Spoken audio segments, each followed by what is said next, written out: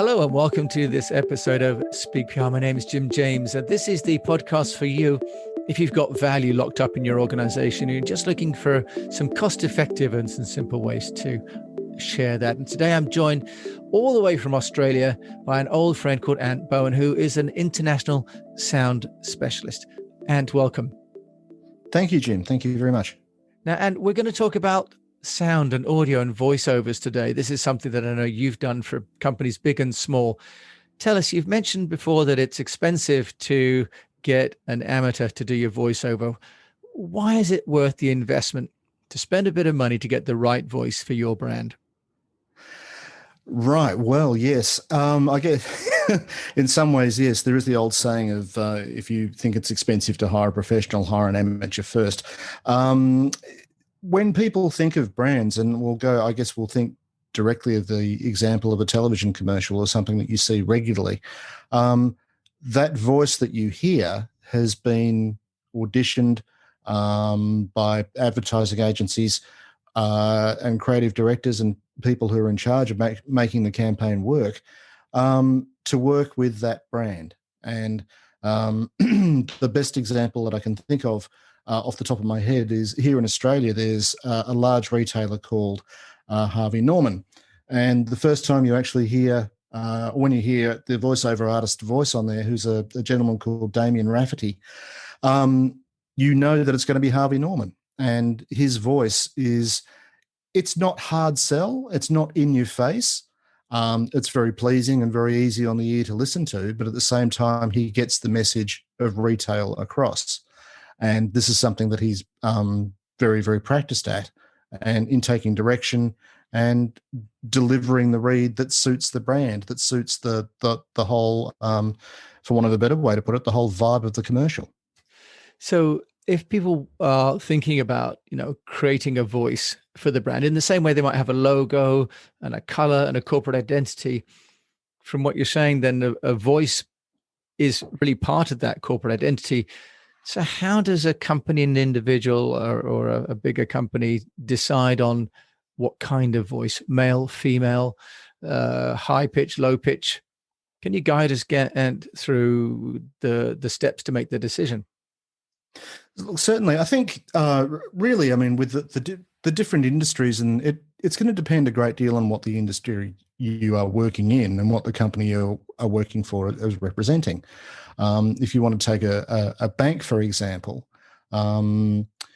if it's a corporate bank, then it's going to be someone who has a very prestigious voice, something that sort of commands attention and is in some ways maybe oozes success and goes with the feeling that this company and this brand is very successful, and we build on that. But if it's a bank that's appealing to the general public, whether it be families or the general public being families and things, it's going to be spoken in such a different way and a very warm voice to talk to you directly, the client, because we can help you. That sort of a feeling and things, rather than it being something big and prestigious and you can trust us with loads and loads and loads of money, that sort of thing. Right. So really representing the brand through the choice. So should it be male or female, or do you need a male and a female spokesperson, do you think?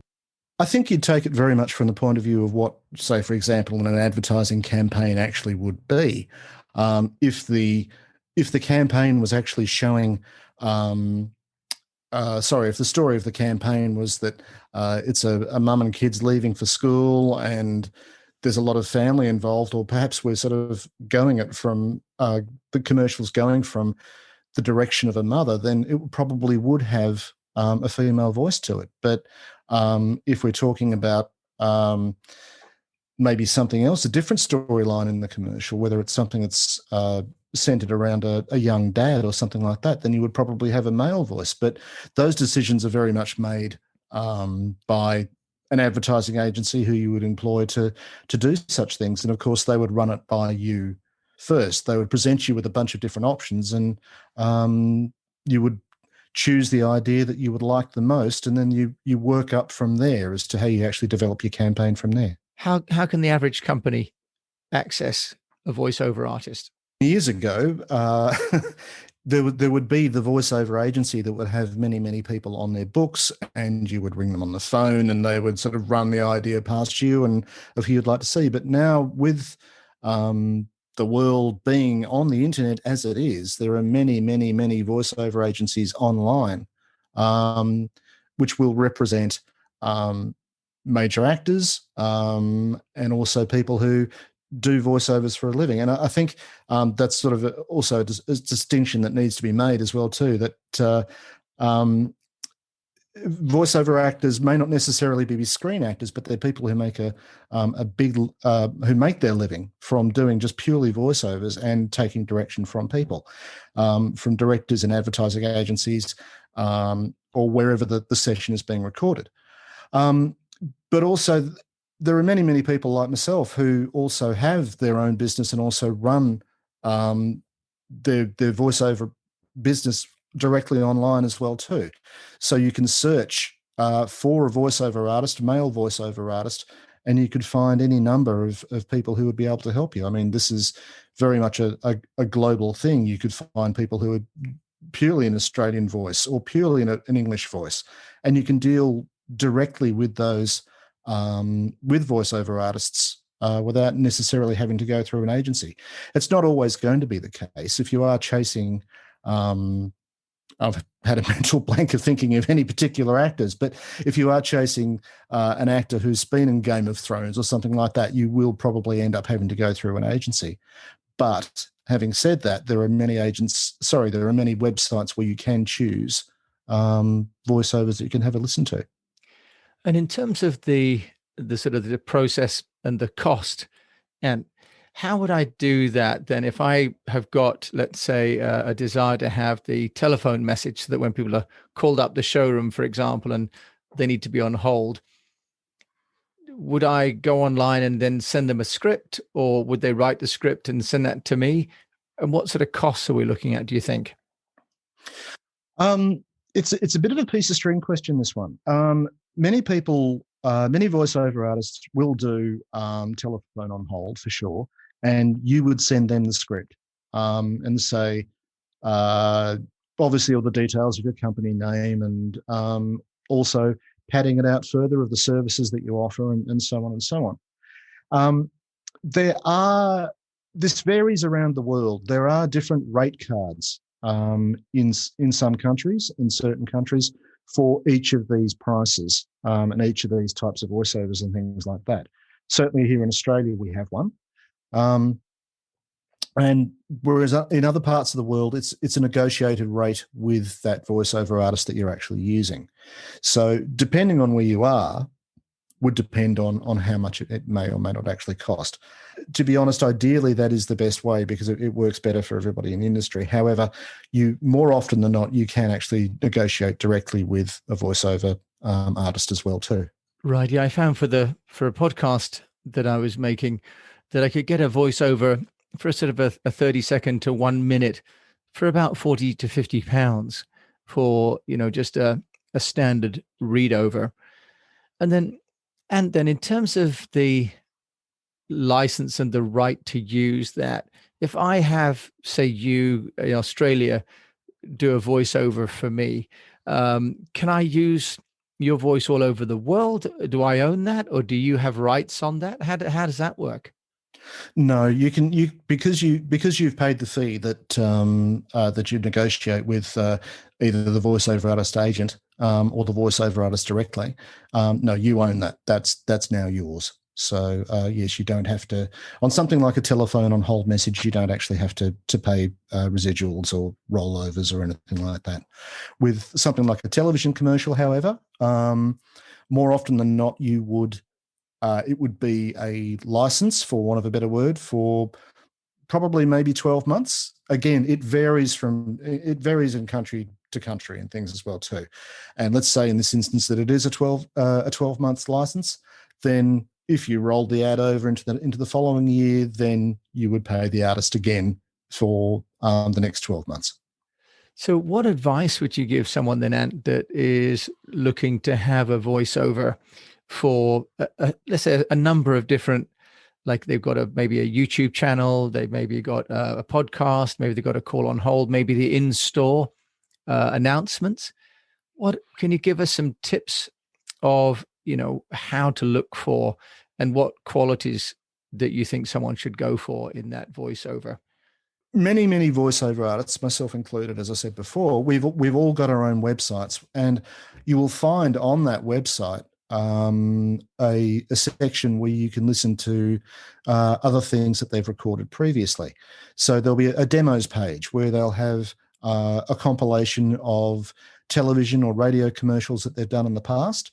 If they've done a lot of work over the years and things like that, it won't just be television commercials and radio commercials that they've done. There will be messages on hold, or there will be explainer videos, or there will be things like that. And there'll be examples that you can audition directly off the site. You can play directly off the site, or you can actually download an MP3 file or a WAV file, and you can send that round to other staff members or other people in your organisation and say, look, what do you think of this voice, or how do you feel that this is the right voice for the campaign that we'd actually like to run? And can you give us any examples of ones that you think have gone really badly, and any examples where either you've been involved with or you've heard online and really thought that the voice is just not helping the brand? I think it's possibly a common conception that that what certainly some brands will do. Let's say, for example, that someone's decided, I want Tyrion Lancaster. I want one of the actors from Game of Thrones, and I found out how much it will actually cost to get the actor from Game of Thrones, and then we've thought, no, actually, Daryl down in marketing's got a really good voice, because he actually emceed the company dinner last week, and everybody thought he was funny and terrific, and he's got a great voice, and he was really good. And so people use Daryl from marketing. And the problem is when Daryl actually gets in front of a microphone and he's not actually standing in front of an audience who are responding to all his jokes that he's been saying for years and things like that, Daryl just clams up, and suddenly Daryl's read may sound very stilted and not really what you want to be hearing for your business or your product. Whereas if you actually hire a voiceover professional and someone who does it for a living, they'll look at a script and they'll find out they will ask, and they will find out what you want to get from that script, what you want to feel from that script. Do you want your listeners or your audience to feel that they're warm and they're relating to your company? Do you want it to have a prestigious feel? Do you want it to be a lighthearted feel? Is it a comedic thing? Is it something that's entertaining in terms of, it's quirky and things like that? And that's the value in hiring someone who does voiceovers for a living, rather Daryl than marketing. So in terms of, and the kind of work that you're doing, can you share with us a project that you've worked on that you think is a really great case study for getting a brand across, or any other product or service? This almost sounds like I'm I'm touting my own horn, and I guess in some ways I am. I actually won an award last year for a documentary that I did a voice on, and the documentary was about bushfires and wildfires that we've had here in Australia over the years. And it was for the Country Fire Authority, which is, as the name suggests, is the volunteer fire brigade. And they wanted to actually get across what the different histories of fire and the big ones that we've had here in Australia. Now, the voice that I did for that was terribly serious, because it was dealing with a pretty bleak subject matter, because many people died, and a lot of livestock was lost, and property was lost, and things like that. So it was a fairly bleak voiceover. It was keeping the viewers interested in getting the facts across and things like that. But at the same time, it was very somber as well too. So that voice, as I said, that particular voiceover won me an award, which I was very, very pleased to receive. It was great. So if you had a different voice who was well, if it was Daryl from marketing going, and then in 1983 the Ash Wednesday bushfires came through and completely decimated Melbourne, it didn't have the same effect as in 1983 the Ash Wednesday bushfires came through and decimated Melbourne. That's a very quick and off the head example of what I'm trying to get across. It's choosing the right voice to get the message across is the main thing. And certainly the same as, I know I keep coming back to this, but certainly the same with radio commercials and TVCs, television commercials. People will choose a voice appropriate to whether it's advertising that's in your face and everybody really sort of needs to know about it very quickly, or whether it's something that needs to be warm and sentimental and heartfelt. They're very two different reads. And while some voiceover artists are not actors, they are essentially in the same way actors as well too, because they are acting. They are taking a script and then bringing it to life off page.